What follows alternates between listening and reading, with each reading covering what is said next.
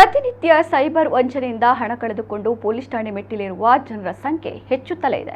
ಇಂತಹ ವಂಚನೆ ಪ್ರಕರಣವೊಂದರ ತನಿಖೆ ನಡೆಸಿದ ಕೊಣಾಜೆ ಪೊಲೀಸರು ಹಣಕ್ಕಾಗಿ ಅಕೌಂಟ್ ಮಾರಾಟ ಮಾಡುವ ಜಾಲವೊಂದನ್ನು ಪತ್ತೆ ಹಚ್ಚಿದ್ದಾರೆ.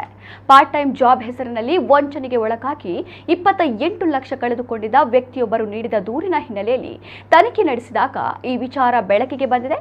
ಪಾರ್ಟ್ ಟೈಮ್ ಜಾಬ್ ಹೆಸರಿನಲ್ಲಿ ಹಣ ಕಳೆದುಕೊಂಡಿದ್ದ ವ್ಯಕ್ತಿ ಹಂತ ಹಂತವಾಗಿ ಬೇರೆ ಬೇರೆ ಖಾತೆಗಳಿಗೆ ಹಣ ಜಮೆ ಮಾಡಿದ್ದರು. ಆ ಅಕೌಂಟ್ ನಂಬರ್ ಜಾಡು ಹಿಡಿದು ಹೋದ ಪೊಲೀಸರಿಗೆ ಅಕೌಂಟ್ ಹೋಲ್ಡರ್ ಸಿಕ್ಕಿದರೆಯಾದರೂ ಹಣ ಪಂಗನಾಮ ಹಾಕಿದ ನೈಜ ಆರೋಪಿ ಸಿಕ್ಕಿಲ್ಲ.